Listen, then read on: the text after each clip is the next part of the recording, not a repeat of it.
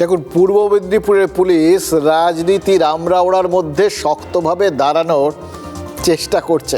মুশকিল হচ্ছে যে এই একই প্রচেষ্টা, মানে আমরাওড়ার ফাঁদে ফেলার প্রচেষ্টা, এটা তো নির্বাচন কমিশনকেও তারা করে বেড়াচ্ছে। নির্বাচন কমিশন ওই ফাঁদ যত এড়াতে চাইছে ততই ফাঁদ নিয়ে কমিশনকে ধাওয়া করছে রাজনীতি। আমরা বলি কি যে একটু সাবধানে চলো, ফাঁদে পা দিও না। আরে ফাঁদ যদি আপনার পেছনে দৌড়োয় তাহলে আপনি কতক্ষণ এড়িয়ে বেড়াবেন?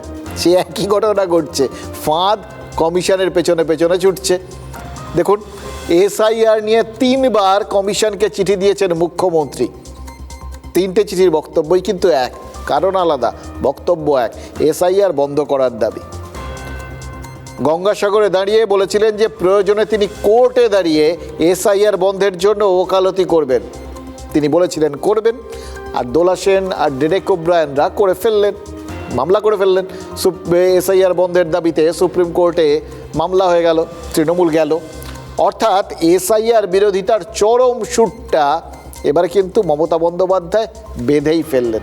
ধাপে ধাপে, বিভিন্ন ধাপে যা যা করা হচ্ছিল, এটা বলতে পারেন তার চূড়ান্ত ধাপ।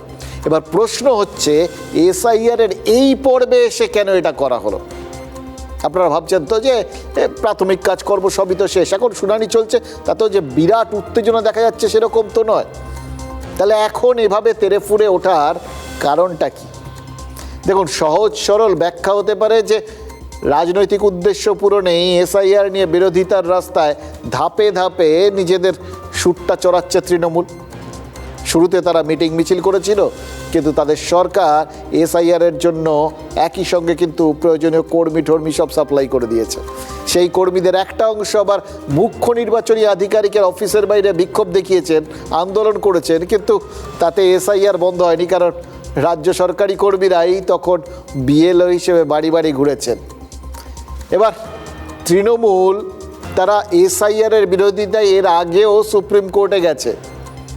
সে অভিজ্ঞতা থেকেই কি মমতা বন্দ্যোপাধ্যায় বুঝতে পারছেন না যে আদালত এসআইআর আটকাতে কোনো নির্দেশ দেবে না? এসআইআর শুরু যখন হয়েছে তখন শেষ হবেই। তারপরেও তিনি বা তার দল ফের মামলার পথে হাঁটছেন, মানে তারা একটা সেন্টিমেন্ট, একটা বার্তা দিতে চাইছেন।